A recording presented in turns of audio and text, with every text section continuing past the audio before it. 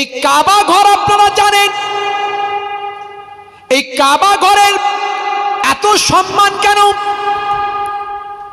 এই কাবা ঘর কে তৈরি করেছে? মনে রাখবেন, কাবা ঘর 10 বার ভাঙা করা হয়েছে, একবার নয়, 10 বার এ পর্যন্ত ভাঙা করা হয়েছে।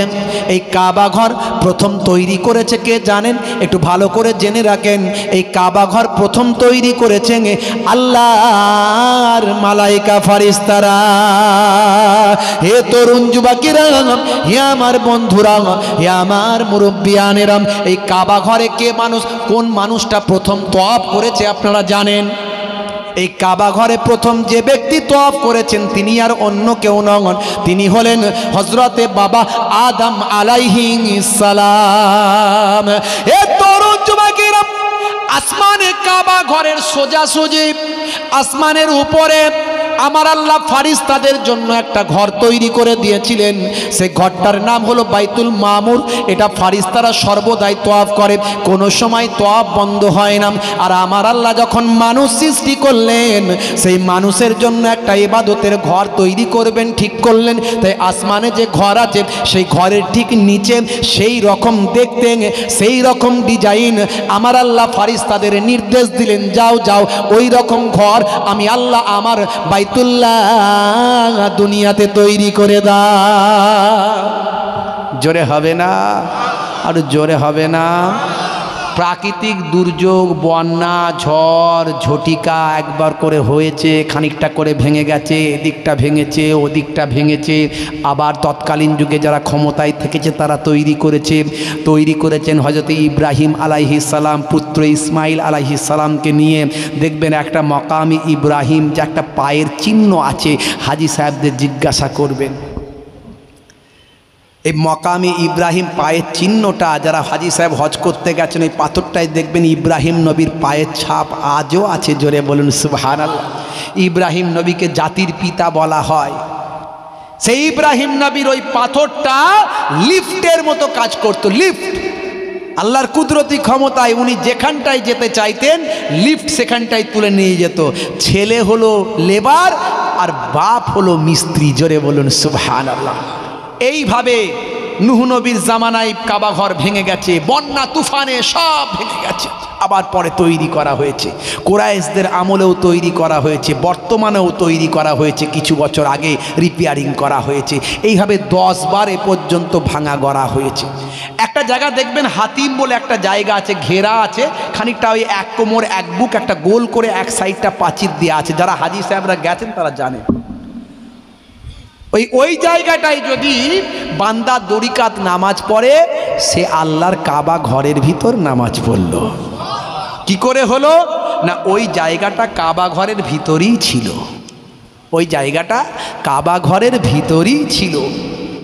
যখন ভাঙা গড়া হয়েছে, এক সময় দেখা যায় মানুষের আর্থিক ক্ষমতা অত বেশি ছিল না, তারা ওই জায়গাটাকে ওই রকম ঘিরে রেখে বাকিটা ছোট করে কাবা ঘর করে দিয়েছে। আর ওই জায়গাটা বাদ রেখেছে। পরবর্তীকালে ওই জায়গাটা সবাই জানতে পারলো যে এটা হলো কাবা ঘরেরই ভিতরের অংশ, কিন্তু পয়সার অভাবে পুরোটাই ঘিরতে পারেনি, ওইটা বাইরে রয়ে গেছে। এই জায়গাটাকে বলা হয় হাতিম। যে বান্দা ওই হাতিমের ভিতর 2 রাকাত নামাজ পড়বে, 2 রাকাত নামাজ পড়বে, তিনি আল্লাহর কাবা ঘরের ভিতরেই নামাজ পড়লেন। আর কাবা ঘরের চত্বরে বান্দা যদি 1 রাকাত নামাজ পড়ে, ভাই আমার আল্লাহ তার সেই বান্দার উপর ভাই আমার 1 লক্ষ রাকাত নামাজের সওয়াব লিখে দেন। মদিনা শরীফে মসজিদে নববীর চত্বরে যদি বান্দা 1 রাকাত নামাজ পড়ে, আমার আল্লাহ 25,000 রাকাত নামাজের সওয়াব দিয়ে থাকেন। আর মসজিদুল আকসা, বাইতুল মুকাদ্দাস, ফিলিস্তিন, এই বাইতুল মুকাদ্দাসে যদি বান্দা 1 রাকাত নামাজ পড়ে, আমার আল্লাহ 25,000 রাকাত নামাজের সওয়াব দেন। কি দরজা আল্লাহ দিয়েছেন, কি মর্তবা দিয়েছেন। ভাইরা আমার, তরুণ যুবকেরা আমার, ওই হাতিমের ভিতরে পুলিশ ঘিরে ঘিরে ঘিরে ঘিরে লাইন দিয়ে, অনেক লাইন হয়ে যায়, 2 রাকাত করে নামাজ পড়ার সুযোগ দেয়। এই চালাক লোকেরা একটুখানি সালাম ফিরিয়ে আবার সঙ্গে সঙ্গে ধরে নেয়, ধরে নিয়ে 4 রাকাত কোনো সময় করে ফেললে হলো, তার একটু সুযোগ বেশি হলো। না হলে পুলিশ রেডি হয়ে আছে, 2 রাকাত হতে না হতেই হাত ধরে বাইরে বের করে দেবে।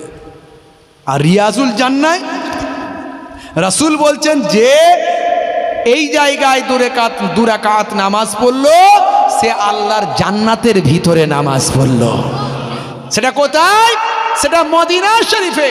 রাসূল বলছেন মা বাইনা বাইতি ওয়া মিম্বারি রাউজাতুম মিন রিয়াজিল জান্নাহ, আমার ঘর থেকে মসজিদে নববীর মেম্বার পর্যন্ত, অর্থাৎ রাসূলের ঘর থেকে রাসূলের মেম্বার, বর্তমানে রাসূলের ঘরটা রাউজা হয়ে গেছে, ওই রাউজা থেকে মেম্বার পর্যন্ত ওইটুকু জায়গায় বান্দা যদি 1 রাকাত নামাজ পড়ে, 2 রাকাত নামাজ পড়ে, সে আল্লাহর জান্নাতের ভিতরে নামাজ পড়ল। তো ওই 2 রাকাত নামাজ পড়তে গেলে, আল্লাহ জান্নাতের ঘরের ভিতরে নামাজ পড়তে গেলে অনেক কষ্ট। একে তো মিনিমাম 1 লাখ টাকা খরচা, প্রথমে মক্কা শরীফ মদিনা শরীফ যেতে 1 লাখ, তারপরে এখন লোক সংখ্যা এত বেড়ে গেছে। আমি গতবারে গিয়েছিলাম, আল্লাহ নিয়ে গিয়েছিলেন, আমি হিসাব করে দেখেছিলাম শুক্রবারে জুম্মার নামাজে আমি হিসাব করে দেখেছিলাম অন্তত 25 থেকে 30 লক্ষ মানুষ শুধু মদিনা শরীফে আছে। কারণ 11.5 লক্ষ মানুষ একটা তলাতে ধরে শুধু, আর 2 তলা আছে মসজিদে নববীর ওপরে, আবার রাস্তা ভর্তি, বুঝতে পারছেন? তো এত মানুষ, তার সবাই যদি রিয়াজুল জান্নায় নামাজ পড়বো বলে, লাইন চান্স পাবে তো? পাবে না। কত মানুষ যায় চান্স পায় না। মোবাইলে একটা অ্যাপ ডাউনলোড করতে হয় ইন্টারনেট থেকে, সেই অ্যাপটাকে ফিল আপ করতে হয়, করে সেখান থেকে আপনার রিজার্ভেশন নাম্বার নিতে হয়। সেই রিজার্ভেশন নাম্বার পেলে ভাই আমার ওই ওটিপি দিয়ে তারপরে রিজার্ভেশন নাম্বার পাবে, সেখান থেকে ডেট পাবে, তারিখ পাবে, সময় পাবে, সেই গিয়ে পুলিশকে দেখাতে হবে, নাহলে প্রিন্ট আউট করে দেখাতে হবে, তবে বেচারিরা যদি আপনাকে সুযোগ দেয় তবে চান্স পাবেন। তা আবার ভিতরে ঢুকে এমন গাদাগেদি, এমন ভিড়, যেখানে আল্লাহর নবী বলেছেন যে আমার ঘর থেকে আমার মেম্বার পর্যন্ত জায়গাটা, তো যা আমি দেখলাম আমার মনে হলো খুব বেশি হলে 200 লোক নামাজ পড়তে পারবে, আর ঢোকাচ্ছে 500-700 করে লোক। তাহলে বাকিরা পড়ছে কোথায়? বড় জায়গা করে দিচ্ছে, পড়ে চলে যা, নিয়ত করে আল্লাহ অতি কবুল করে নেবে, কিন্তু অরিজিনালি ওই রিয়াজুল জান্নায় হচ্ছে না। আমি যতটুকু দেখেছি, বুঝতে পারছেন, আমার যতটুকু মনে হয়েছে হচ্ছে না, কিন্তু বড় জায়গা করে দিয়েছে। যাক, মন শান্তি তো আল্লাহ কবুল করার মালিক করলে হয়ে যাবে। তো ভাইরা আমার, ওই 2 রাকাত পড়তে না পড়তে পুলিশ দাঁড়িয়ে আছে, শুধু ধরবে আর বাইরে বের করে দেবে, ধরবে আর বাইরে বের করে দেবে, পরের জন লাইনে দাঁড়িয়ে আছে। অত সহজ নয়, সময় বেশি দেওয়া যাবে না, বুঝতে পারছেন? আপনাদের দোয়ায় আমি একটু কায়দা কারণ করেছিলাম, বুঝতে পারছেন? ওই একটা ইমেল আইডি থেকে একবার চান্স পাবে, আর আমার কি ভাগ্যক্রমে লেগে গেছে 4টে ইমেল আইডি, 4টে ইমেল আইডি, আমি 4টাতেই ফলো করে 3বার চান্স পেয়ে গেছি, বুঝতে পারছেন? তো যাই হোক, সে আবার গিয়ে যদি একটু যে চালাক চতুর হবে, একটু বুঝতে পারবে, পুলিশকে সালাম ফিরিয়ে শুধু দেখে নিতে হবে পুলিশ আছে নাকি। যদি সামনে থাকে কিছু করার নাই, যদি একটু দূরে অন্যকে চেয়ে থাকে, আপনি উঠে সঙ্গে আবার ধরে নেবেন, এই ধরে নিলেই কাজ শেষ, মানে আর আপনাকে সরাবে না, আবার দূরে কাত হয়ে যাবে, বুঝতে পারছেন? সবই আল্লাহর ইচ্ছা, যাকে আল্লাহ সুযোগ দেবে পারবে, সবাই তো চেষ্টার কম করে না। তো যাই হোক ভাইরা আমার, তরুণ যুবকেরা আমার, কি দরজা, কি মর্তবা আল্লাহ কাবা ঘরের দিয়েছেন, রাসূল পাকের রওজার দিয়েছেন। ভাইরা আমার, সেই দরজা, সেই মর্তবা, তো বাদশাহ তাবে আউ্বাল, তিনি একজন সেই জামানার মস্ত বড় বাদশাহ, সঙ্গী সাথীদের নিয়ে মহাসদল বলে পৃথিবীর বিভিন্ন জায়গায় যেখানে গেছে সেখানে সম্মান পেয়েছে, কিন্তু কাবা শরীফের সামনে যখন এসেছে, কাবা শরীফের খাদেমরা সম্মান করছে না। হে তরুণ যুবকেরা, কষ্ট হচ্ছে আপনাদের? আরে পানি হচ্ছে, যাবেন কোথায়? কি কথা ঠিক না ভুল? তাহলে না जाने का बंदोबस्त है और ना उधर से आने का बंदोबस्त है, जो रह गया वो ব্যাস, মানে একদম শেষ। ভাইরা আমার, উপায় নাই, পালানোর রাস্তাও নাই, পানিও খুব জোর হচ্ছে, একটু কষ্ট হলে আমাকে আগে থেকে বলে দেবেন। আবার একটু চাঁদাপত্রের ব্যাপারও তো আছে। এই আমি কয়েকবারই মনে হয় আপনাদের জলসাটায় এসেছি, অন্যান্যবারে আপনাদের স্টেজগুলো একটু জমকালো টাইপের হয় দেখেছি, এবারে দেখছি যেন কিরম ছোটো ছোটো, কেন ভাই কি জানি না। তো যাই হোক, পয়সা আপনার কম দিয়েছেন মনে হচ্ছে, না কি বলুন দেখিনি? হ্যাঁ, কি ব্যাপারটা কি বলুন দেখিনি? আরে বিশ্বনবীর ইসালে সব করছেন, আর 10টা ইসালে সবের থেকে এটা আলাদা। ওলি আউলিয়ারা বলছেন আমার যদি আরো টাকা থাকতো আমি আরো টাকা রাসূলের ইসারে সাহাবে ঈদে মিলাদুন নবীর খুশিতে খরচা করে দিতাম। নবী এসেছেন, এর থেকে বড় খুশি আর কিছু আছে নাকি? দুঃখ পাবে একমাত্র শয়তান আর তার চেলারা। আমরা দুঃখ পাবো না, আমরা খুশি করব, যত পারবো খুশি করব। বন্ধুরা আমার, তরুণ যুবকেরা আমার, মুরব্বিয়ানেরা আমার, ভালো করে শোনেন। বাদশা তাবে আউয়াল এমন সময় এসে দেখছেন যে কাবা ঘরের খাদেমরা কেউ আর সম্মান করছে না, বাদশাকে রিসপেক্ট করছে না। হে তরুণ যুবকেরা, হে আমার বন্ধুরা, শুনে রেখে দিন বাবা, জেনে রেখে দেন। হে মুসলমান, একটু লক্ষ্য করুন। এমন সময় কাবা ঘরের খাদেমদের তিনি জিজ্ঞাসা করলেন, হে খাদেমেরা, কাবা ঘরের খাদেমেরা, বাবা তোমরা কি আমাকে চিনতে পারো না? আমাকে দেখে কি বাদশা বলে মনে হয় না? কাবা ঘরের খাদেমরা বলেছিল, বাদশা যা আপনার চেহারা, আপনার পোশাক, আপনার শান শওকত ইজ্জত, আপনার সঙ্গে দলবল, আপনার সঙ্গে হাতি, আপনার সঙ্গে ঘোড়া, আপনার সঙ্গে লোক লস্কর, আপনার সঙ্গে সিপাহ সালার, আপনার সঙ্গে সৈন্যবাহিনী, আপনার সঙ্গে এত কিছু দেখে আমরা বুঝতে পেরেছি নিশ্চয় আপনি একজন জবরদস্ত বড় বাদশাহ। কিন্তু মনে রাখবেন, আপনি আমাদের কাছে জানতে চাইছেন আমরা কেন আপনাকে সম্মান করিনি, আমরা কেন আপনাকে রিসপেক্ট করিনি, আমরা কেন আপনাকে ইজ্জত করিনি।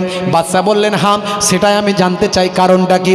হে তরুণ যুবকেরা, সেই সময় বাদশাকে তারা বলেছিল, কাবা ঘরের খাদেমরা বলেছিল, হে বাদশা যা আপনার শুনে রেখে দেন, জেনে রেখে দেন, এই মক্কার মানুষেরা সবচেয়ে বেশি যে ঘরটার সম্মান করে সেই ঘরটা হলো আল্লাহর ঘর, বাইতুল্লাহ, কাবা ঘর।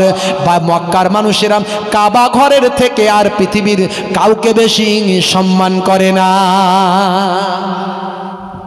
এই জন্যে আমরা আপনাকে সম্মান করিনি। আমরা কাবা ঘরের খাদেম, কাবা ঘরের খাদেম, আমরা আপনাকে কেন সম্মান করতে যাবেন? বাদশাহ হন আর যেই হন, যে নেতাই হন না কেন। বাদশাহ বলছে তাই? বলছে হ্যাঁ।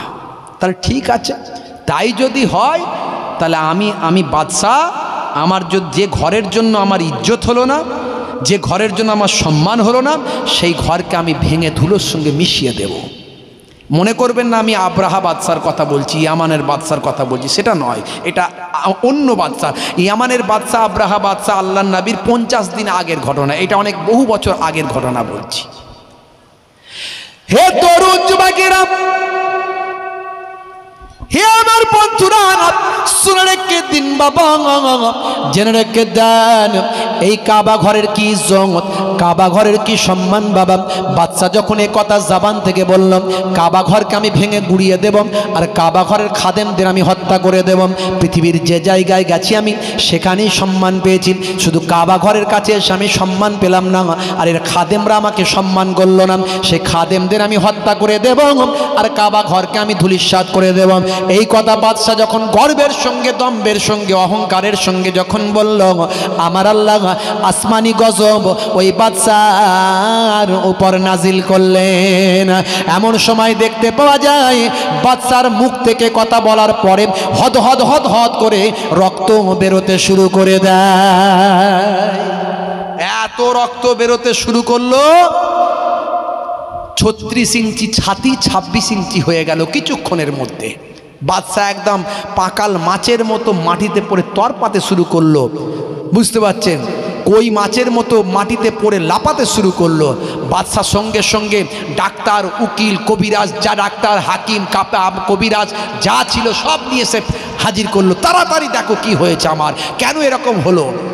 ডাক্তার কবিরাজরা এত ট্রিটমেন্ট করলো, হাকিম টাকিম যা ছিল, হেকিমি দাওয়া টাওয়া যা ছিল সব দিয়ে এত ট্রিটমেন্ট করার পরে বলছে বাদশা ফেলিওর, বাদশা ফেলিওর। আমাদের মনে হয় আমরা কোনো রোগই পাচ্ছি না আপনার, এ রোগ কোনো শরীরের মধ্যে নাই, হতে পারে এটা অন্য কোনো রোগ যা আমরা ধরতে পাচ্ছি না। এতদিন পর্যন্ত বাদশা ওই আসমানি কিতাবে আলেমদেরকে রেখেছিল পেছনে, তোরা সব পেছনে আই, মৌলবীরা। কিছু মানুষ আছে না মৌলবীদের মনে করে ও মৌলী সাহেবরা কি বোঝে, যা তোরা পেছনে যা। ডাক্তার, মাস্টার, ইঞ্জিনিয়ার, আই আমার সামনে আসো, তোমরা দুনিয়াবি শিক্ষায় পণ্ডিত, এদিকে এসো। বাদশাহও তাই হয়েছিল। এ আজ থেকে নয়, আলেম ওলামা যারা আল্লাহর কোরআন হাদিসের পণ্ডিত তাদেরকে মানুষ একটু বাঁকা চোখে আগে থেকেই দেখতো, এখনও দেখে। ভাই 5টা আঙুল সমান নাই, সবাই ভালো হবে না, কিন্তু যারা প্রকৃত আলেম তারা 100-র মধ্যে 98টা ভালো হবে। দুটো খারাপ হতে পারে, দুর্ঘটনা অঘটন কিছু ঘটিয়ে ফেলতে পারে, তার জন্য 98টা আলেমকে আপনি দোষী করবেন না, কারণ তারা আল্লাহর কোরআনের পণ্ডিত, তারা হাদিসের পণ্ডিত, তাদের মধ্যে দিন আছে, শরিয়াত আছে। জোরে বলুন সুবহানাল্লাহ। আর আমার আল্লাহ আলেমদের সম্মান সবচেয়ে বেশি দিয়েছেন, ওয়াল্লাযিনা উতুল ইলমাদ দারাজাত, তোমাদের মধ্যে প্রকৃত আহলে ইলমরা হলো উচ্চ সম্মানের অধিকারী। আমার আল্লাহ জানিয়ে দিয়েছেন কাদের সম্মান বেশি, ডাক্তারের, ইঞ্জিনিয়ারের, সায়েন্টিস্টের, বিজ্ঞানীর, ম্যাথামেটিশিয়ান, হিস্টোরিয়ান, ফিজিশিয়ান না। আমার আল্লাহ বলছেন যাদের মধ্যে কোরআন আছে, হাদিস আছে, তাদের সম্মান এই পৃথিবীতে আমি আল্লাহ সবচেয়ে বেশি দিয়েছি। তাই আমার নবী জানিয়ে দিয়েছেন, হে দুনিয়ার মানুষ শুনে রেখে দাও, নবী আর আসবে না। আনা খাতামান নবিয়িনা লা নবিয়্যা বাদি, আমি হলাম শেষ নবী, আমার পরে কেউ নবী আসবে না। তবে মনে রাখবে, নবী না এলেও নবীর ওয়ারিসরা আসবে। জোরে বলুন সুবহানাল্লাহ। নবীর বংশধরেরা আসবে। আল উলামাও ওয়ারাসাতুল আম্বিয়া, যারা প্রকৃত আলেমে হাক্কানি হবে তারা হলো নবীদের বংশধর। ওলামা ও উম্মতি কা আম্বিয়ায়ে বানি ইসরাইল, আমার উম্মতদের মধ্যে যারা প্রকৃত আলেমে হাক্কানি নায়েবে নবী তারা হলো বানি ইসরাইল যুগের নবীদের পর্যায়ভুক্ত। জোরে বলুন সুবহানাল্লাহ। কিতাবের মধ্যে দেখতে পাওয়া যায়, আমার আল্লাহ কোরআন মাজিদে জানিয়ে দিয়েছেন, ইন্নামা ইয়াখশাল্লাহ মিন ইবাদিহিল উলামা, নিশ্চয় আলেমে হাক্কানিরা সবচেয়ে বেশি আল্লাহকে ভয় করে। কিন্তু মনে রাখবেন, যারা আলেম তাদেরকে অনেক হিসাব করে চলতে হবে। ঘন্টার পর ঘন্টা চায়ের দোকানে বসে সময় কাটানো যাবে না, কারণ চায়ের দোকানটা, বাজারটা রাসূলের বলা, ওখানে কাজ মেটাবেন, চলে আসবেন। দুনিয়ার মধ্যে সবচেয়ে উৎকৃষ্ট জায়গা হলো মসজিদ, আর দুনিয়ার মধ্যে সবচেয়ে নিকৃষ্ট জায়গা হলো আসুক, মানে হলো বাজার। কিন্তু সেই বাজারে দেখবেন মানুষের বেশি আড্ডা। কথা ঠিক না ভুল? বাজারে বেশি সময় দিলে 5টা মানুষের কথা আসবে না কানে? কি ভাই, আসবে না? আসবে না? 5টা মানুষের 5 রকম গীবত শেকায়েত আসবে না? আসবে না? রাসূল বলেছেন, ভাই আমার, দুটো কারণে মানুষ বেশি কবরের আযাব হয়, দুটো কারণে বেশি কবরে আযাব মানুষের হবে। দুটো কারণ, তার মধ্যে একটা হলো, ভাই আমার, একটা হলো পেচ্ছাব করে পানি না নেওয়া, পবিত্র না হওয়া। ভাই আমার, ওয়াস্তানজিউ আনিল বাউল ওয়ালা ইয়াস্তানজিউ আনিল বাউল, এবং পেচ্ছাব করে পবিত্র হতো না। আর ওয়ামসি বিন নামিমা, এবং চগলখড়ি করত। এই দুটো কারণে বেশিরভাগ কবরের আযাব হয়। মনে রাখবেন, মুসলমানের ছেলে রাস্তা দিয়ে যাচ্ছে, বাসে করে, গাড়ি করে, অটো করে, ভাই আমার মোটরসাইকেলে করে, দাঁড়িয়ে পড়লো, ট্যাঙ্কের পানি ফুল হয়ে গেছে, ক্লিয়ার করতে হবে, এদিক ওদিক ডান দিক বাঁ দিক না তাকিয়ে পাইপলাইন চালিয়ে দিল। কথা ঠিক না ভুল? একটুও চিন্তা করলো না। হায়া, শরম, লজ্জা বলে একটা জিনিস আছে, লজ্জা হলো ঈমানের অঙ্গ, এটা একবারও চিন্তা করলো না। ডান দিক বাঁ দিক দেখার দরকার নাই, পবিত্র তো হলোই না। রাসূল বলছেন, যখন পেচ্ছাব করবে, পেচ্ছাব করে পবিত্র হও, আর বসে পেচ্ছাব করো। 1450 বছর আগে বিশ্বনবী যা বললেন, আজকের যুগে সব বিজ্ঞান আর বাস্তবতায় পরিণত হলো। রাসূল বললেন বসে পেচ্ছাব করো, আজকের সায়েন্টিস্টরা, আজকের স্বাস্থ্য বিশেষজ্ঞরা গবেষণা করে বলছে নবী যা বলেছেন ঠিক বলেছেন। জোরে হবে না? বসে যদি পেচ্ছাব করা হয়, সারা শরীরের প্রেসারটা ইউরিনাল ড্রামেতে পড়ে। পেচ্ছাবের থলিতে যেখানে পেচ্ছাব জমা থাকে, ইউরিন জমা থাকে, সেখানে সারা শরীরের প্রেসারটা পড়ে। আর বসে পেচ্ছাব করলে ওই ইউরিনাল ড্রাম থেকে সমস্ত ইউরিনটা শরীরের বাইরে বেরিয়ে যায়। আর যা দাঁড়িয়ে দাঁড়িয়ে যদি পেচ্ছাব করা হয়, হতে পারে আবার নাও হতে পারে, তবে হওয়ার সম্ভাবনা বেশি।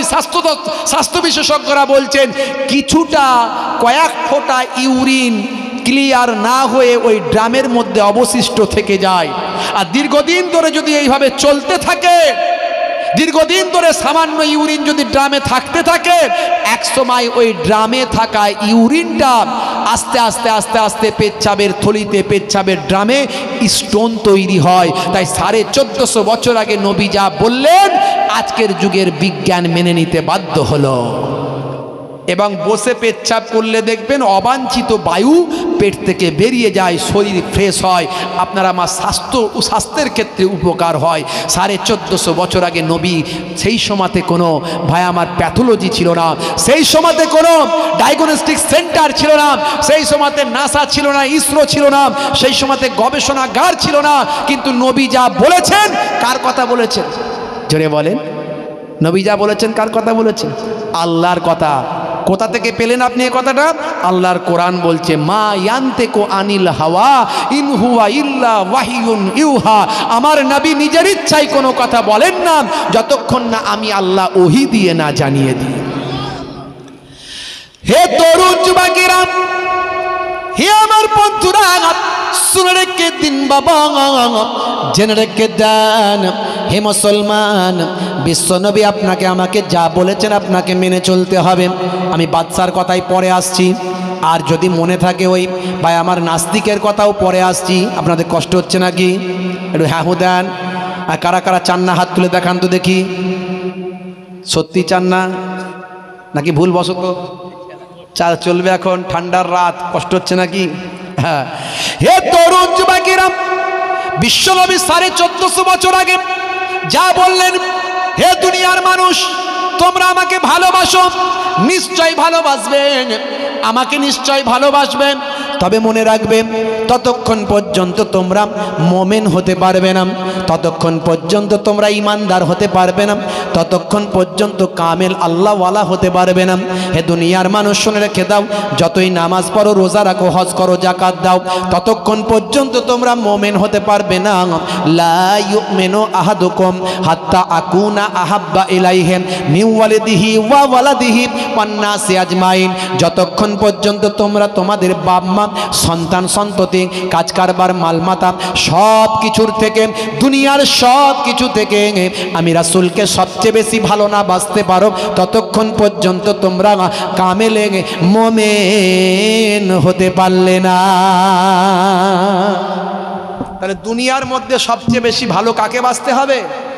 জোরে বলেন, জোরে বলেন। আপনারা আমার রাসূলকে জোরে বলুন সুবহানাল্লাহ। হে তরুণ যুবকেরা, সেই নবী বলছেন, আমাকে যদি ভালোবাসো বলো, শুধু মুখে বললে তো হবে না, কাজে প্রমাণ করতে হবে। 5 ওয়াক্ত নামাজ পড়তে হবে, বছরে 1 মাস রমজানের রোজা রাখতে হবে, আমার সুন্নতের তাবেদারি করতে হবে। মান হাব্বা সুন্নতি ফাকাদ আহাব্বানি ওয়া মান আহাব্বানি কানা মাই ফিল জান্নাহ। যে আমার সুন্নতকে ভালোবাসলো সে আমি রাসূলকে ভালোবাসলো, আর যে আমি রাসূলকে ভালোবাসলো সে আমার সঙ্গী জান্নাতি হয়ে গেল। দয়ার নবী গো আমার ময়ার নবী গো, সব ছাড়িব কিন্তু তোমায় ছাড়তে পারি না। জোরে হবে না? আর জোরে হবে না? সব ছাড়িব কিন্তু তোমায় ছাড়তে পারি না। ছাড়িনি, ছাড়ব না, ছাড়তে পারি না। ছাড়িনি, ছাড়ব না, ছাড়তে পারি না। সব ছাড়িব কিন্তু তোমায় ছাড়তে পারি না। আল্লাহুম্মা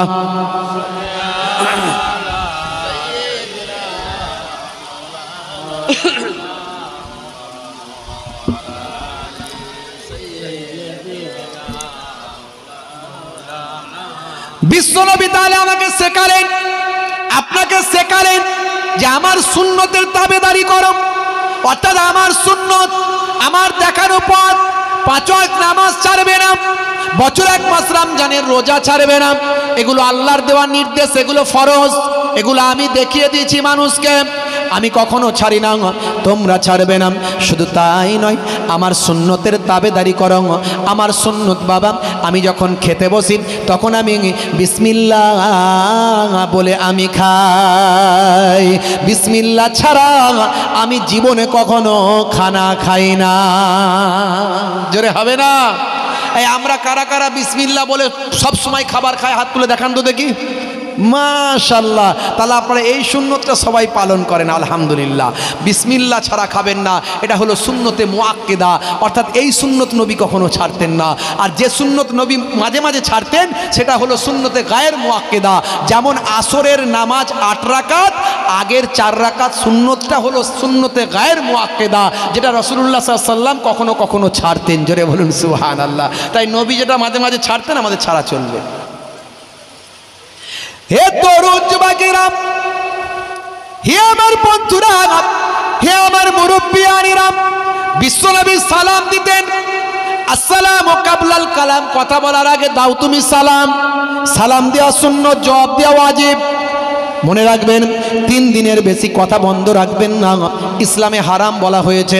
মনে রাখবেন, 3 দিনের ভিতরে আপনাকে সালাম দিয়ে কালাম করতে হবে। আমি আপনি সালাম দিতে চাই না, কারণ আমি আপনি মনে করি আমি হুজুর মানুষ, এই ভক্ত শিষ্য আমার ফলোয়ার্স, তারা আমাকে আগে সালাম দেবে, আমি কেন আগে সালাম দেব? আছে না নাই? ডাক্তার মনে মনে করে পেশেন্ট আমাকে আগে সালাম দেবে, আমি কেন সালাম দেব?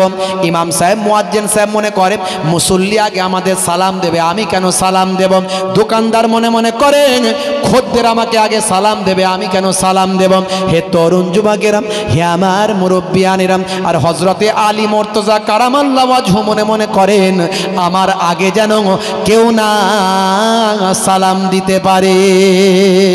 রাসূল জানিয়ে দিয়েছেন, যে বান্দা বান্দি প্রথম সালাম দেওয়া অভ্যাস করবে, প্রথম সালাম দেওয়াতে অভ্যস্ত হবে, তার জন্য আমার আল্লাহ জান্নাতে একটা বালাখানা তৈরি করে দেবে।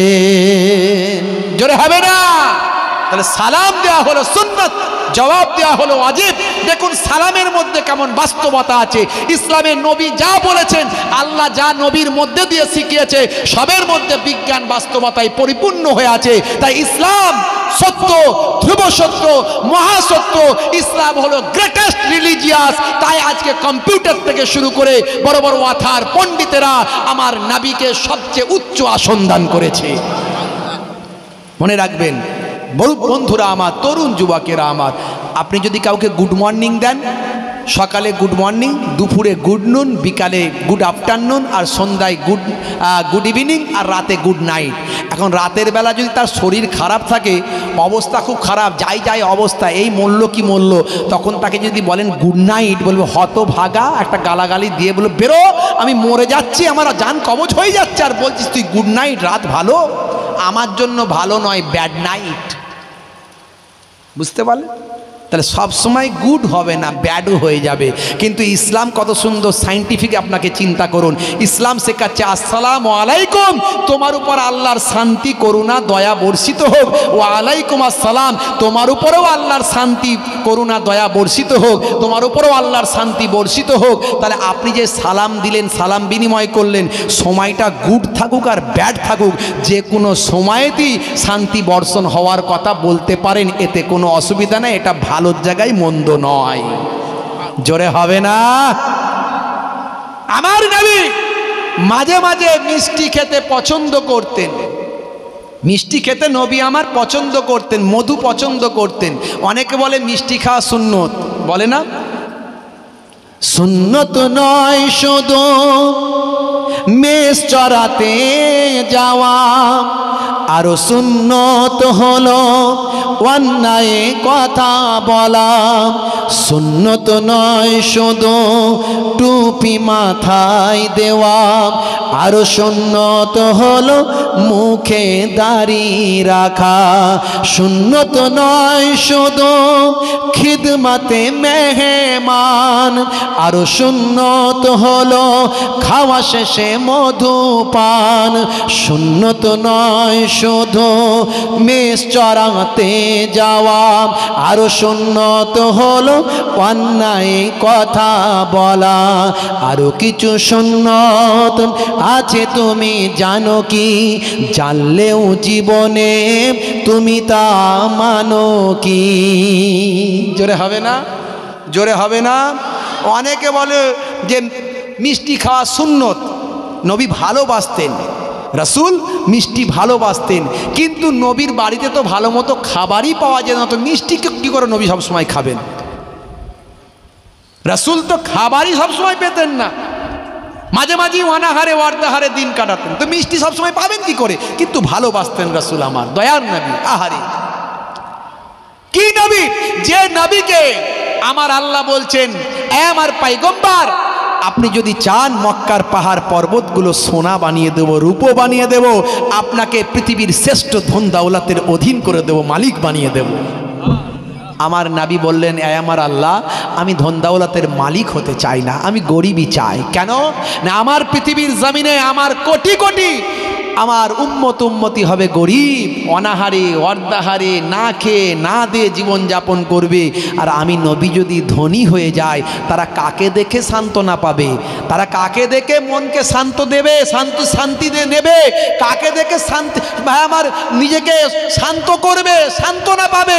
তারা আমার রাসূলের কথা, আমি রাসূলের কথা চিন্তা করবে যে আহা আমি গরিব তো কি হয়েছে, অনাহারে অর্ধাহারে দিন কাটাচ্ছি তো কি হয়েছে, আমার রাসূল দিনের পর দিন অনাহারে অর্ধাহারে দিন কাটিয়েছে। জোরে হবে না? বন্ধুরা আমার, সেই রাসূল মিষ্টি খেতে ভালোবাসতেন যখন পেতেন, মধু খেতে ভালোবাসতেন যখন পেতেন। আজকের স্বাস্থ্য বিশেষজ্ঞরা বলছেন খাওয়া দাওয়ার পরে যদি একটু মিষ্টি খাওয়া হয়, রাসূল ভালোবাসতেন ইউহিব্বুল হালওয়া ওয়াল আসাল, নবী মিষ্টি খেতে মধু খেতে পছন্দ করতেন।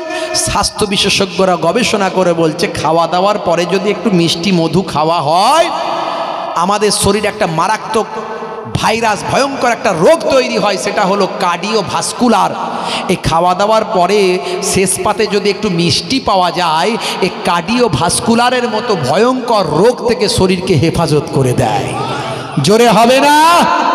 এছাড়া আরো বলেছে স্বাস্থ্য বিশেষজ্ঞরা, ইন্টারনেট সার্চ করবেন পাবেন, শরীরে যে রক্তের ক্ষরণ হয়, এই ক্ষরণের মাত্রা কমিয়ে দেয় এবং হজম শক্তি বাড়িয়ে দেয়। তাহলে রাসূল যা বলেছেন আজকের যুগে সব বিজ্ঞান আর বাস্তবতায় পরিণত হয়েছে।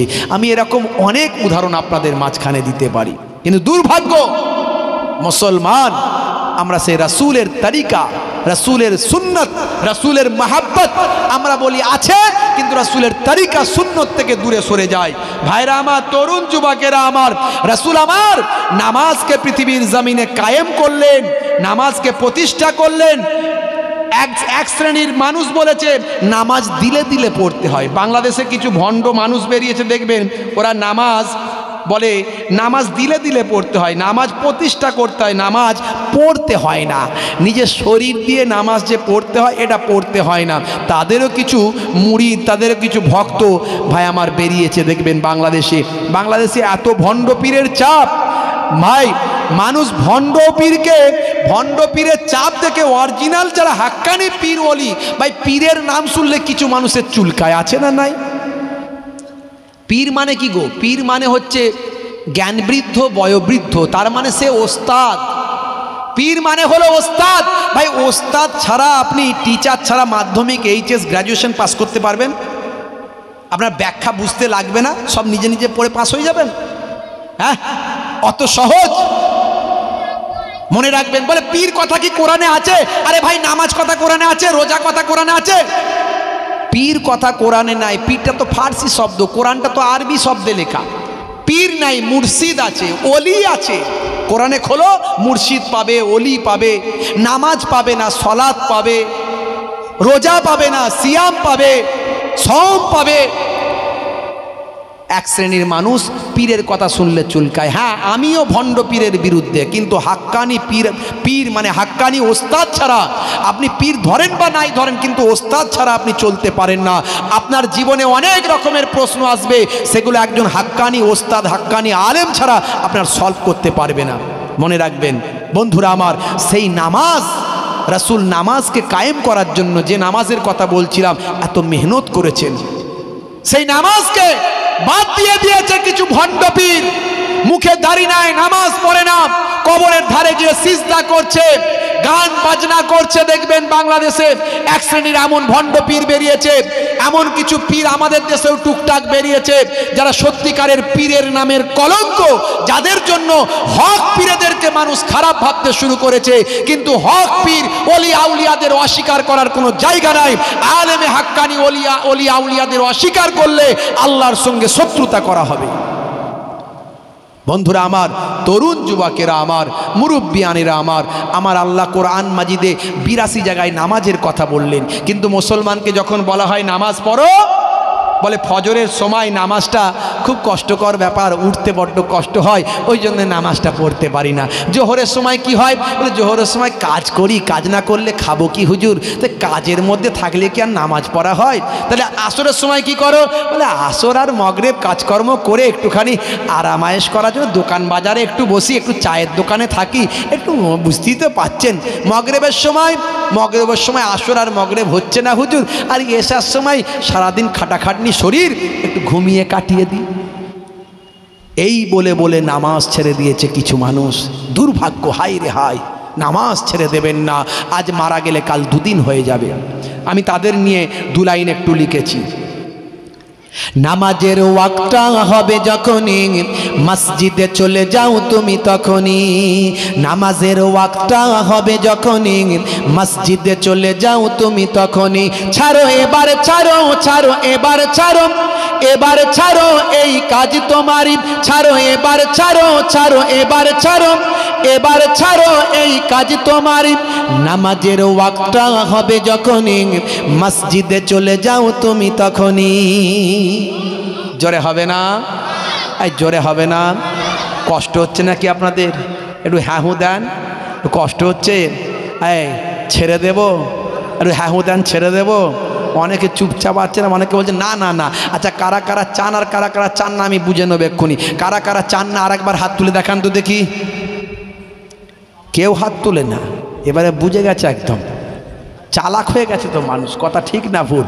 হ্যাঁ, ডিস ব্রেক মেরে মেরে ঠিক প্র্যাকটিস করে ফেলেছে, বুঝতে পারছেন? নামাজের ওয়াক্তটা হবে যখনই মসজিদে চলে যাও তুমি তখনই। ছাড়ো এবার ছাড়ো, ছাড়ো এবার ছাড়ো, এবার ছাড়ো এই কাজ তোমারই। ছাড়ো এবার ছাড়ো, ছাড়ো এবার ছাড়ো, এবার ছাড়ো এই কাজ তোমারই। নামাজের ওয়াক্তটা হবে যখনই মসজিদে চলে যাও তুমি তখনই। নামাজের ওয়াক্তটা হবে যখনই মসজিদে চলে যাও তুমি তখনই। তোমার বাঁচা আর তোমার মরা লেখেন মোর প্রভু আমারি। তোমার বাঁচা আর তোমার মরা লেখেন মোর প্রভু আমারি। নামাজের ওয়াক্তটা হবে যখনই মসজিদে চলে যাও তুমি তখনই। জোরে হবে না? জোরে হবে না? ফজরের সময় ঘুমিয়ে থাকি, জোহরে কি দেব কাজে ফাঁকি। জিজ্ঞাসা করলে বলে ফজরের সময় ঘুমিয়ে থাকি তো, আর জোহরের সময় কাজ করি জানো তো, কাজে বুঝতেই পারছো, কাজের মধ্যে থাকি, কি করব। হ্যাঁ, চলবে না। আল্লাহর কাছে ওসব বাহানা চলবে ভাই? কোনো কিছু চলবে না। হ্যাঁ, ফজরের সময় ঘুমিয়ে থাকি, জোহরে কি দেব কাজে ফাঁকি। রাখো এসব রাখো, রাখো এসব রাখো, এসব রাখো কথা তোমারই। রাখো এসব রাখো, রাখো এসব রাখো, এসব রাখো কথা তোমারই। আসর আর মগরিব হেলা করি, দোকানার আড্ডায় সময়টা দিই। আসর আর মগরিব হেলা করে দোকান আর বাজারে আড্ডা দেয়। কিছু ছেলে তাস খেলে, কিছু ছেলে লটারি খেলে, কিছু ছেলে ক্যারাম খেলে, কিছু ছেলে দেখবেন আবার ওই চায়ের দোকানে রদ দেখা কলা বেচা দুটোই আছে। 26 ইঞ্চি টিভি ভালো করে দিচ্ছে উঁকি, হ্যাঁ বলছে ওরে বাপরে বাপ, ফাটা কেস্টের কি মারা মারছে রে। চাচা হাতে চায়ের কাপ ধরে ঠান্ডা হয়ে যাচ্ছে, গাল হাঁ করে গুপ গাপ দেখছে, আর মাছি মুখ দিয়ে ঢুকছে আর বেরোচ্ছে। আছে না নাই? আপনাদের দিককারে মনে হয় ওই সব সিস্টেম নাই কি গো? এইগুলো বেশিরভাগ দেবেন মুর্শিদাবাদ, মালদা, এই মোড়ে মোড়ে চায়ের দোকান, বুঝতে পারছেন? আর কি ভিড়, কি ভিড়! 8 থেকে 80 সবাই সেখানে গেলে খুশি। রাত দেখা, কলা বেচা সব হবে। এদিকে ক্যারামের আলাদা কাউন্টার, ওদিকে তাস খেলার কাউন্টার, ওদিকে জুয়া খেলার কাউন্টার, ওদিকে চা খাওয়ার কাউন্টার, ওদিকে ফাটা কেস্টে দেখার কাউন্টার। সব কাউন্টার অ্যাভেলেবেল হেয়ার, বুঝতে পারছেন? সব কাউন্টার আছে সেখানে। হাই রে হাই! পাশেই আমার পল্টু ভাইয়ের একটা চায়ের দোকান আছে, মাছি তাড়াচ্ছে। কেন রে ভাই? বলে বলো না, পয়সা নাই, কি করব, ও 26 ইঞ্চি টিভি আছে, আমার নাই, তাই আমার দোকানে খদ্দেরও নাই।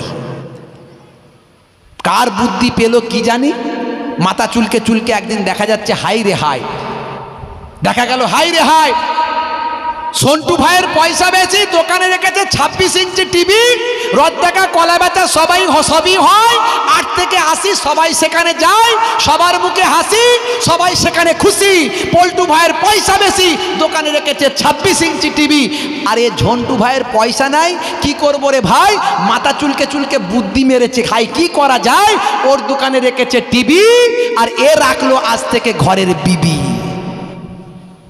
ও টিভি রেখেছে, এ বিবি রেখেছে, ওখানে চা খায় আর ভাবির হাতে এসে পান খায়। কি মজা! হাই রে হাই! মুসলমান, রাগ করবেন না বাপ, দুঃখ হলে করে দেবেন মাফ। মুয়াজ্জিন আজান দেয়, হাইয়া আলাস সালাহ, হাইয়া আলাস সালাহ। নামাজের সময় হলে যখনই মুয়াজ্জিন বলে হাইয়া আলাস সালাহ, মুসলমানের ছেলে মসজিদ তলা থেকে বলে, এই যদি দেখতে পেয়ে যায় এখনই হয়ে যাবে জ্বালা, তাড়াতাড়ি সরে পালা। কেন রে ভাই? বলে মুয়াজ্জিন বলবে নামাজে আয়, তাই তাড়াতাড়ি এখান থেকে কেটে পড়ি ভাই। কত সুন্দর কথা আল্লাহ বলেছিলেন মুয়াজ্জিনের মুখ থেকে। আল্লাহু আকবার, আল্লাহু আকবার, আল্লাহু আকবার, আল্লাহু আকবার। আল্লাহ মহান, আল্লাহ মহান, আল্লাহ মহান, আল্লাহ মহান। মুয়াজ্জিনের কথা যখন মানুষ শুনবে, ইমানদার শুনলে সেও কি বলবে? মনে মনে বলবে আল্লাহু আকবার, আল্লাহু আকবার, আল্লাহ মহান, আল্লাহ মহান। মুয়াজ্জিন আবার আযান দিয়েছিল, বলেছিল আশহাদু আল্লা ইলাহা ইল্লাল্লাহ, অর্থাৎ আমি সাক্ষ্য দিচ্ছি আল্লাহ ছাড়া কোনো ইলাহ নাই, মাবুদ নাই, স্রষ্টা নয়, স্রষ্টা নাই, সৃষ্টিকর্তা নাই। যখন মুসল্লি শুনবে, ইমানদার শুনবে, সেও বলবে মনে মনে আশহাদু আল্লা ইলাহা ইল্লাল্লাহ, অর্থাৎ আমিও তাই সাক্ষী দিচ্ছি। জোরে বলুন সুবহানাল্লাহ। মুয়াজ্জিন আবার বলেছিল আশহাদু আন্না মুহাম্মাদুর রাসূলুল্লাহ, আমি সাক্ষ্য দিচ্ছি মুহাম্মাদুর রাসূলুল্লাহ আল্লাহর পয়গম্বর, আল্লাহর রাসূল। এই কথা যখন মুয়াজ্জিন বলবে, মুসল্লি ইমানদার হলে সেও বলবে মনে মনে আশহাদু আল্লা ইলাহা ইল্লাল্লাহ, আশহাদু আন্না মুহাম্মাদুর রাসূলুল্লাহ, আমিও সাক্ষ্য দিচ্ছি মুহাম্মদ সাল্লাল্লাহু আলাইহি ওয়াসাল্লাম আল্লাহর রাসূল, আল্লাহর পয়গম্বর। জোরে হবে না? আর জোরে হবে না? হাইয়া আলাস সালাহ, মুয়াজ্জিন বলেছিল হাইয়া আলাস সালাহ, হাইয়া আলাস সালাহ। মুয়াজ্জিন বলেছিল হাইয়া আলাস সালাহ, এসো নামাজের দিকে এসো, এসো নামাজের দিকে এসো। মুসল্লি ইমানদার হলে বলবে লা হাওলা ওয়ালা কুওয়াতা, লা হাওলা ওয়ালা কুওয়াতা। আবার মুয়াজ্জিন আজান দিয়েছিল হাইয়া আলাল ফালাহ, হাইয়া আলাল ফালাহ। নামাজে কি হবে আল্লাহ বলে দিলেন, নামাজের দিকে এলে আমি আল্লাহ তোমাকে কামিয়াবি দিয়ে দেব। কাজে সাকসেসফুল করার মালিক কে? আল্লাহ। আল্লাহ বলছেন তুই নামাজে এলে সাকসেসফুলটা করব তো আমি, তুই তো কাজ করবি, তোর সাকসেসফুলটা দেনেওয়ালা আমি আল্লাহ, আমি তোকে কামিয়াবি দেব। জোরে বলুন সুবহানাল্লাহ। মুয়াজ্জিন যখন কথা বলবে হাইয়া আলাল ফালাহ, এসো কল্যাণের দিকে এসো, কামিয়াবির দিকে এসো, তখন মুসল্লি, তখন ইমানদার শুনলে বলবে লা হাওলা ওয়ালা কুওয়াতা ইল্লা বিল্লাহ, এ কথা তখন বলবে। আবার মুয়াজ্জিন বলবে আল্লাহু আকবার আল্লাহু আকবার, মুসল্লি আবার বলবে আল্লাহু আকবার আল্লাহু আকবার। আবার মুয়াজ্জিন বলবে লা ইলাহা ইল্লাল্লাহ, আল্লাহ ছাড়া কোনো উপাস্য নাই, মাবুদ নাই, স্রষ্টা নাই, সৃষ্টিকর্তা নাই, ইলাহা নাই। মুসল্লি ইমানদার যারা থাকবে তারা আবার মনে মনে বলবে লা ইলাহা ইল্লাল্লাহ, আমিও সাক্ষী দিচ্ছি আল্লাহ ছাড়া কোনো মাবুদ নাই, ইলাহা নাই, উপাস্য নাই, যোগ্য নাই, আল্লাহ ছাড়া কোনো ইলাহা নাই, স্রষ্টা নাই। এই কথা যদি বলে, যে বান্দা নামাজের উত্তর দেবে, রাসূল জানিয়ে দিচ্ছেন তার ঠিকানা আল্লাহ জান্নাত বানিয়ে দেবে। জোরে হবে না? বন্ধুরা আমার, তরুণ যুবকেরা আমার, সেই নামাজের সময় হলে মুসলমানের ছেলে ফাঁকি দেয়। মগরিব এশার সময় চায়ের দোকানে বাজারে বসে বসে সময় কাটিয়ে দেয়। তাই আমি মাঝে মাঝে একটু কলম চালাই, একটু ভাঙাচোরা কবি আর কি মাঝে মাঝে লিখেছি এখানে। বন্ধুরা আমার, আসরার মগরিব হেলা করি, দোকানার আড্ডায় সময়টা দিই। আসরার মগরিব হেলা করি, দোকানার আড্ডায় সময়টা দিই। মরলে তোমাকে যেতে হবে মাটির নিচে ঘর তোমারই, মরলে তোমাকে যেতে হবে মাটির নিচে ঘর তোমারই। নামাজের ওয়াক্তটা হবে যখনই, মসজিদে চলে যাও তুমি তখনই। জোরে হবে না? শেষ ছন্দ লিখেছি, এশার নামাজ টাইম হলেই ক্লান্ত শরীর ঘুমিয়ে পড়ে। এশার সময় ঘুমিয়ে পড়ি, শরীরটা ক্লান্ত মেলিয়ে দিই। এশার সময় ঘুমিয়ে পড়ি, শরীরটা ক্লান্ত মেলিয়ে দিই। না না এসব বলো না, এসব বলো না, এসব বলো না বান্দা তুমি। না না এসব বলো না, এসব বলো না, এসব বলো না বান্দা তুমি। রুজি রুটি দিচ্ছে যিনি, জীবন মরণের মালিক তিনি। রুজি রুটি কে দিচ্ছেন? জোরে বলেন কে? আমি যতই খাটি, পয়সা দেখালে তবে তো দেখতে পাবো। কথা ঠিক না ভুল? রুজি রুটি দিচ্ছে যিনি, জীবন মরণের মালিক তিনি। রুজি রুটি দিচ্ছে যিনি, জীবন মরণের মালিক তিনি। তোমায় আমায় জীবন দিয়ে ভালো রেখেছেন প্রভু আমারই। তোমায় আমায় জীবন দিয়ে ভালো রেখেছেন প্রভু আমারই। নামাজের ওয়াক্তটা হবে যখনই, মসজিদে চলে যাও তুমি তখনই। জোরে হবে না? বলুন ইনশাআল্লাহ। কাল থেকে যেন নামাজি বেড়ে যায়, বলুন ইনশাআল্লাহ। বলুন আল্লাহুম্মা আমিন। আজ থেকে প্রতিজ্ঞা করুন, হাত তুলুন, হাত তুলুন, হাত তুলুন, হাত তুলে প্রতিজ্ঞা করুন যে আল্লাহ কতদিন হায়াতে রেখেছে জানি না, তাই ওয়াদা করছি ইনশাআল্লাহ কাল থেকে 5 ওয়াক্ত নামাজ পড়ার চেষ্টা করব, নামাজ পড়ব, নামাজ ছাড়বো না, কাজা হলে কাজা পড়ব, নামাজ ছেড়ে দেব না। আল্লাহুম্মা আমিন। বলুন আল্লাহুম্মা আমিন। নামাজ ছেড়ে দেবেন না বাবা। আমার রাসূল, আমি তো বলি তাই, 2 রাকাতের নামাজি সব 22 রাকাতে সব ছেড়ে দিয়ে 2 রাকাত পড়বে, বাঁশতলায় গল্প করবে। শেষে যখন মুয়াজ্জিন আল্লাহু আকবার আল্লাহু আকবার আশহাদু আল্লা ইলাহা ইল্লাল্লাহ হাইয়া আলাস সালাহ হাইয়া আলাস সালাহ যখন বলবে, ও খেঁচে দৌড়, একটা শিয়ালদা একটা হাওড়া, জুতো এদিকে ফেলে দিয়ে সবার ঘাড়ের ওপর দিয়ে জায়গা করে ভিড়ের মাঝখান ঠেলে গিয়ে দাঁড়িয়ে পড়বে, ব্যাস কাজ শেষ। 2 রাকাত নামাজ হবে, নামাজ পড়ে সালাম ফিরাতে না পেরে মাল হাওয়া। বুঝতে পারছি? অত সহজ নয়। জুম্মার নামাজ অর্থাৎ জোহরের নামাজ কয় রাকাত ফরজ? 4 রাকাত ফরজ।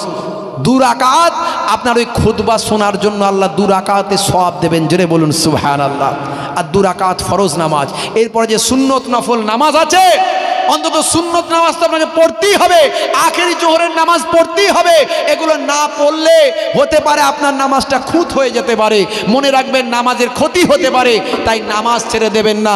সুন্নত নামাজ, আপনার আখেরি জোহরের নামাজ, যেগুলো যা আছে বাদাল জুমা যে সমস্ত আছে, এই নামাজগুলো ছাড়বেন না, নামাজগুলো পড়বেন। পরে জুম্মার নামাজের পরে আপনি জিয়ারতে গেলেন, যে নেক সন্তান জুম্মার নামাজ আদা করে জিয়ারতে যায়, বাপ মায়ের কবরটা জিয়ারত করে, রাসূল বলেন ওই সন্তানকে আল্লাহ নেক সন্তান বলে কবুল করে নেয়। জোরে হবে না? জুম্মার দিনে সকাল সকাল হাদিসের মধ্যে এসেছে, যে বান্দা সকাল সকাল ভাই আমার গোসল করে নাই, করে মসজিদের দিকে পায়ে হেঁটে আসতে থাকে। জুম্মার নামাজে ফার্স্ট কাতারে বসে খুতবার বায়ামারি মুয়াজ্জিনের মুখ থেকে ইমামের মুখ থেকে খুতবা শোনে, সুন্নত নফল নামাজগুলো আদা করে, নামাজ সব কমপ্লিট করে বায়ামার এই যে বাড়ি ফিরলো, এক পথ দিয়ে এলো অন্য পথ দিয়ে গেল। এই রকম বান্দার প্রত্যেকটা কদমের বিনিময়ে 1 বছরের নফল নামাজ, 1 বছরের নফল রোজা আমার আল্লাহ প্রত্যেক কদমের বিনিময়ে আল্লাহ তার নামাজ আমলে লিখে দিয়ে থাকেন। বন্ধুরা আমার, তরুণ যুবকেরা আমার, নামাজ ছেড়ে দেবেন না, নামাজ ছেড়ে দেবেন না। হে জওয়ান যুবকেরা, লম্বা করব না। কটা বাজছে? এই 11টা 10-15 হয়ে গেছে। আর বেশি সময় না, ছোট্ট করে বলে দিই। ওই যে ঘটনাটা বলছিলাম, আমি আজকে বেশি আলোচনা করব না। নবীর বেলাদাতের আগের ঘটনা, বেলাদাতের ব্যাপার নিয়ে যেটুকু বলছিলাম ওইটুকুই বলে দিই। আর সিরাত নিয়ে একটু বলেছি, রাসূলের সুন্নতের কথাগুলো বলেছি, ওটাই সিরাত নিয়ে আলোচনা। হে তরুণ যুবকেরা, এমন সময় বাচ্চা বললেন, কে আছো বাবা? ডাক্তার, হাকিম, কবিরাজ সব ফেল হয়ে গেল। বাচ্চা এবার আওয়াজ দিলেন, যাও আসমানি কেতাবে পণ্ডিত আলেমদের ডাকো। এই জামানার বড় বড় আলেমদের ডাকা হলো। হে তরুণ যুবকেরা, হে আমার মুরব্বিয়ানেরা, বাদশা তাবে আউয়াল যখন তিনি ভ্রমণে বেরিয়েছিলেন, সারা পৃথিবীর যে জায়গায় গেছেন মানুষ তাকে সম্মান করেছেন। বাদশার পোশাক আশাক, ইজ্জত সম্মান, বাদশার ঠাট বাট, বাদশার লোক লস্কর দেখে তারা ইজ্জত করেছেন। কিন্তু কাবা ঘরের চত্বরে যখন এলেন কেউ ইজ্জত করলো না। তাই রাগান্বিত হয়ে কাবা ঘর ভেঙে ফেলবো বললেন। এই ভেঙে ফেলবো বলার সঙ্গে সঙ্গে কাবা ঘরের খাদেমদের হত্যা করে ফেলবো বললেন। আমার আল্লাহ নারাজ হয়ে গিয়ে আসমান থেকে গজব দিলেন। আসমানি মুসিবত বাদশার উপর আল্লাহ দান করলেন। বাদশার শরীর থেকে, মুখ থেকে হদহদ করে রক্ত বেরোতে শুরু করলাম। বাদশার বিরাট বড় চওড়ার লম্বা তাগড়া শরীর বা আমার চুপসে গেল। জমিনের উপর তরপাতে শুরু করলেন। ডাক্তার, কবিরাজ, হাকিম সব ফেল হয়ে গেল। এবার ডাকা হলো আসমানি কেতাবে পণ্ডিত আল্লাহর আলেম বান্দাদের। আলেম বান্দাদের বললেন, হে আল্লাহর আলেম বান্দারা, হে ইনজিল শরীফে পণ্ডিত, হে তাওরাত শরীফে পণ্ডিত, হে জাবুর শরীফে পণ্ডিত, আসমানি কেতাবে সাহিফাতে পণ্ডিত আলেমেরা, এদিকে আসুন বাবা। আমার জান চলে যায় অবস্থা, কথা বলার আমার ক্ষমতা নাই। দেখুন তো বাবা, ডাক্তার কবিরাজেরা সব ফেল হয়ে গেছে। আচ্ছা দেখুন তো বাবা, আপনাদের আসমানি কেতাবের মধ্যে কিছু আছে কিনা। এমন সময় আসমানি কেতাব খুলে খুলে খুলে খুলে বা আমার দেখতে পাওয়া যায় আল্লাহর আলেম বান্দারা তারা সলিউশন বের করলেন যে হ্যাঁ আছেন। কোনো বান্দা যদি আল্লাহর কাবা ঘরের সম্পর্কে অশ্লীল কথাবার্তা বলেন, কোনো বান্দা যদি আল্লাহর কাবা ঘরের সম্পর্কে বেয়াদবি করেন, এই মক্কা শরীফ মদিনা শরীফের কাবা ঘরের সম্পর্কে যদি বেয়াদবি করেন, ভাই শুনে রেখে দেন, জেনে রেখে দেন, ও বাদশা জাপানা, তার উপর আমার আল্লাহ আসমানি গজব দান করতে পারেন, আসমানি মুসিবত দান করতে পারেন। এটা আমরা আসমানি কেতাব খুলে বুঝতে পারছি। আসমানি কেতাবে যা লেখা আছে তার জিস্টটা আপনাকে বললাম। এই কথাটা আমার আসমানি কেতাবের মধ্যে পাওয়া যায়। বাদশা জাপানা, শুনে রেখে দেন, আমরা বুঝতে পেরেছি এটা কোনো দুনিয়ার গজব নয়, এটা আল্লাহ প্রদত্ত আসমান থেকে এই গজবটা অবতীর্ণ হয়েছে। হে তরুণ যুবকেরা, হে আমার বন্ধুরা, শুনে রেখে দিন বাবা, জেনে রেখে দেন। বাদশা বললেন, বাবা আলেমেরা, আপনাকে আমি অনেক তুচ্ছ, আপনাদেরকে আমি অনেক তুচ্ছ মনে করেছি, আপনাদেরকে অনেক ছোট মনে করেছি, এতদিন সেভাবে গুরুত্ব দিইনি। আজকে আপনি আমার আসল রোগের কারণ বলতে পারলেন। ও বাদশারা, ও আল্লাহর আলেম বান্দারা, আপনাকে আমি অনেক, আপনাদের আমি অনেক অসম্মান করেছি, কিছু মনে করবেন না, দুঃখ নেবেন না। এখন আমার জান চলে যায় অবস্থা, স্রষ্টা যদি আমাকে বাঁচান তবে বাঁচব। আচ্ছা দেখুন তো বাবা, আমার এই রোগ থেকে মুক্তির কথা কিছু পাওয়া যায় কিনা। সেই সময় বাদশার কথা শুনে আল্লাহর আলেম বান্দারা আসমানি কেতাব খুলে খুলে যা বুঝতে পারলেন, এই কাবা ঘরের যে অসম্মান করবে, সে কাবা ঘরের সামনে গিয়ে তাকে মাফি চাইতে হবে, ক্ষমা চাইতে হবে। এই তথ্য বের করে পেলেন। এই তথ্য পাওয়ার পরে তারা বাদশাকে বললেন, বাদশা জাপানা, আমরা সলিউশন পেয়েছি, রোগ মুক্তি পেয়েছি। কিভাবে আপনি রোগ থেকে মুক্তি পাবেন সেটা বুঝতে পেরেছি, তার জিসটা আমরা এখানে পেয়ে গেছি। যান যান যান, যে কাবা ঘর আপনি ভেঙে ফেলবেন বলেছিলেন, সেই কাবা ঘরের চৌকাটে গিয়ে নাক আর কপালটা লগড়ে লগড়ে আমার আল্লাহর দরবারে ক্ষমা চান। এ তরুণ যুবকেরা, হে আমার বন্ধুরা, হে আমার মুরব্বিয়ানেরা, শুনে রেখে দিন বাবা, জেনে রেখে দেন। বাদশা তাবে আউয়ালকে কয়েকজন আলেম বান্দা ভাই আমার হাত ধরে কাঁধে করে কাঁধে ভর দিয়ে ভাই আমার আস্তে আস্তে কোনো রকমে নিয়ে গিয়ে কাবা ঘরের চৌকাটের সামনে গিয়ে মাথার কপালটা লাগাতে বললেন। মাথার কপাল লাগিয়ে বাদশা তাবে আউয়াল কেঁদে কেঁদে জারে জার হয়ে গেলেন আল্লাহর দরবারে। কেঁদে কেঁদে কপাল ঠেকিয়ে কাঁদতে কাঁদতে ভাই আমার নাক কপাল ঠেকিয়ে ঘষে ঘষে আল্লাহর কাছে দোয়া চাইতে লাগলেন। মাবুদকে বলতে লাগলেন, মাবুদ, তোমার ঘর নিয়ে আমি বেয়াদবি করেছি, আমি ভেঙে ফেলবো বলেছি, তুমি আমাকে ক্ষমা করে দাও, তুমি আমাকে মাফ করে দাও, তুমি আমাকে ক্ষমা করে দাও।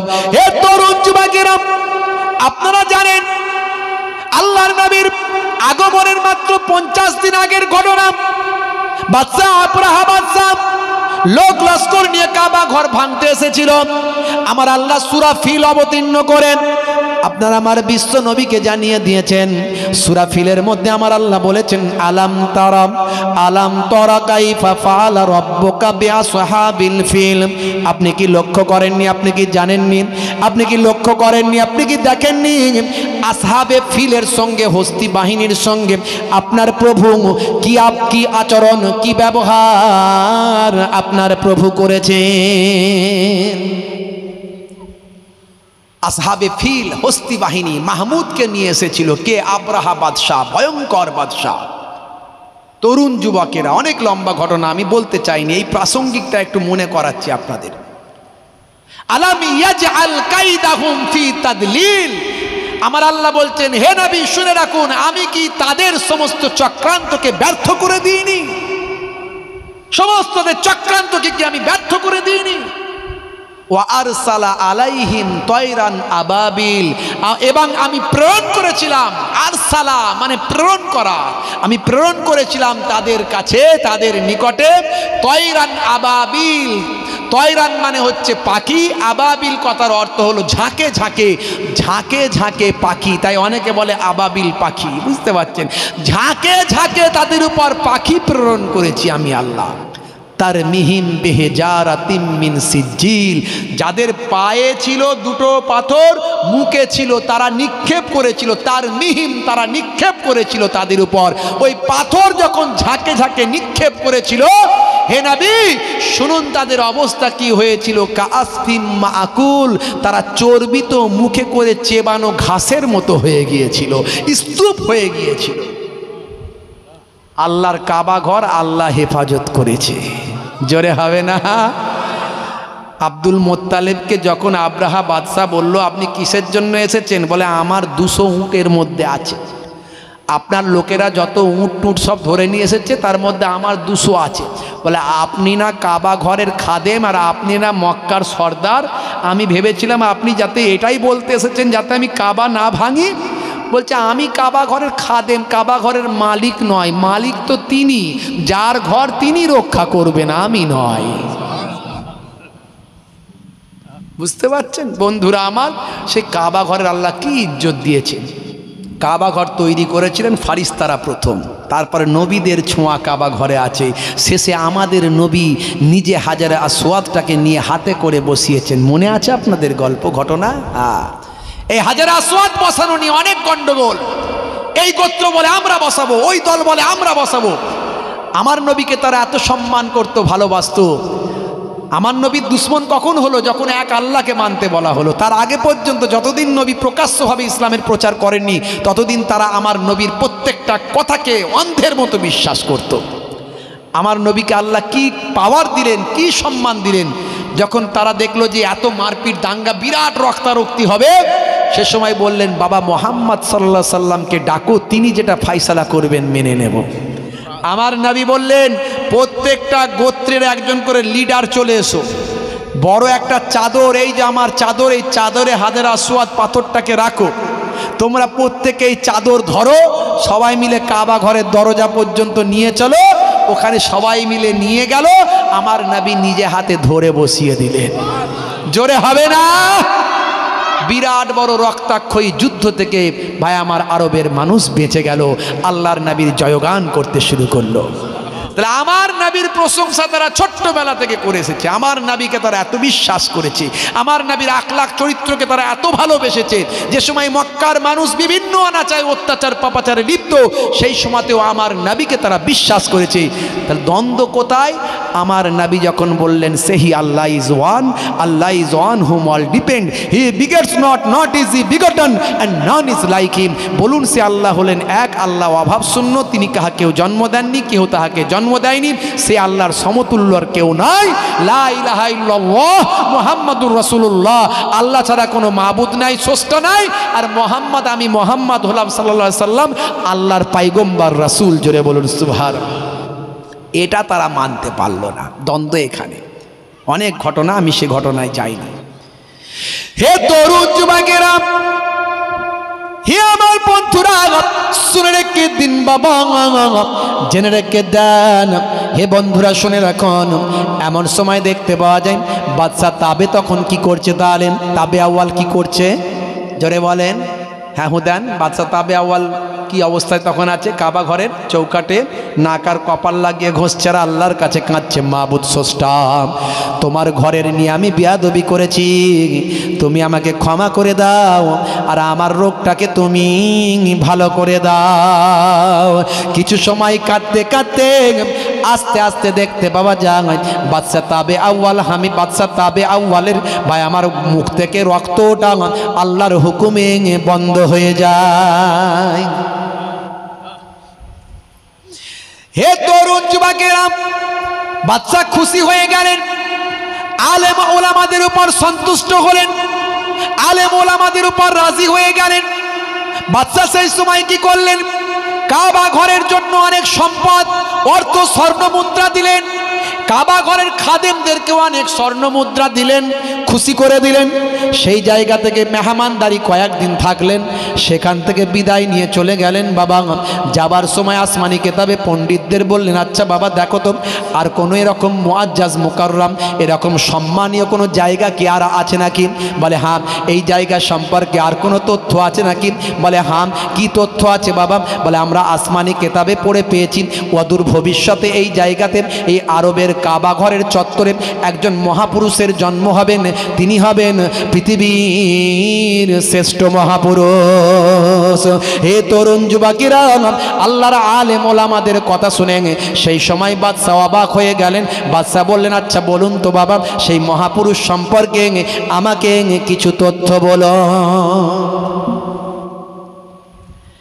হে জওয়ান যুবকেরা, হে আমার বন্ধুরা, শুনে রেখে দিন বাবা, বাদশা তাবে আউয়ালকে আলেম ওলামারা বললেন তিনি হবেন পৃথিবীর শ্রেষ্ঠ মহাপুরুষ, তার উপর আল্লাহর বাণী আসবেন, তিনি হবেন আখিরি জামানার পয়গম্বর, জগতের শেষ নবী, তিনি আল্লাহর কথা বলবেন, মহান স্রষ্টার কথা বলবেন, এক সৃষ্টিকর্তার কথা বলবেন, তিনি এক আল্লাহর কথা বলবেন। আমার মাবুদ আল্লাহ তাআলা তাকে মুজিজা অলৌকিক করে পাঠাবেন, তার কাছে প্রভু আল্লাহ কোরআন তার কিতাব বাণী দেবেন, আসমানি কিতাব তার কাছে দেওয়া হবে। তিনি এক সময় মক্কার মানুষদের উপর তিনি দ্বীনের কথা বলবেন, আল্লাহর পায়রাবি গোলামির কথা বলবেন, আল্লাহর হুকুমের নির্দেশ পালন করার কথা বলবেন। এর ফলে মক্কার মানুষ তার উপর অত্যাচার করবে, জুলুম করবে, তিনি মক্কা ছেড়ে চলে যাবেন হিজরত করে। হে তরুণ যুবকেরা, হে আমার বন্ধুরা, বাদশা এইভাবে আলোচনা করতে করতে এক সময় পৌঁছালেন যে জায়গায়, সে জায়গাটার নাম হলো ইয়াসরাব। এই ইয়াসরাবে যাওয়ার পরে তিনি বললেন, আচ্ছা বলো তো দেখি এই ইয়াসরাবের কোনো ইতিহাস আছে নাকি? বলে ওই যে মহাপুরুষের কথা বলছিলাম বাদশা জাহাপনা, তিনি আরবের বুকে মক্কা নগরীতে যার জন্ম হবে, তিনি এক সময় মক্কা ছেড়ে বিতাড়িত হয়ে হিজরত করে যে জায়গায় আসবেন, সেই জায়গাটার নাম হলো এই ইয়াসরাব। তিনি আসার পরে এই ইয়াসরাব আর ইয়াসরাব থাকবে না, এই জায়গাটা হয়ে যাবে পবিত্র মাদিনাতুল মুনাওয়ারা। এই জায়গাটার নাম হয়ে যাবে মদিনাতুল মুনাওয়ারা।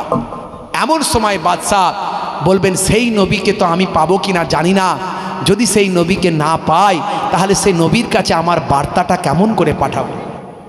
আমার খবরটা কেমন করে পাঠাবো? হে তরুণ যুবকেরা, সেই নবীর সম্পর্কে অনেক আলোচনা শুনলেন। মদিনা শরীফে বাদশা বেশ কিছুদিন থাকলেন। মদিনার মানুষদের কাছে বেশ কিছুদিন থেকে সেই নবীর সম্পর্কে আলোচনা শুনলেন। এক সময় তার মনে উদয় হলো, সেই নবীর কাছে একটু বার্তা পাঠাতে হবে, নবীর কাছে আমি অধমের খবরটা জানিয়ে দিতে হবে। তাই মদিনার সর্দারকে ডাকলেন, মদিনার গোত্র প্রধানকে ডাকলেন, মাটির একটা ভাই আমার সরা তৈরি করে আনতে বললেন, কাঁচা মাটির সরা তৈরি করে আনতে বললেন, কাঁচা মাটির পাত্র তৈরি করে আনতে বললেন।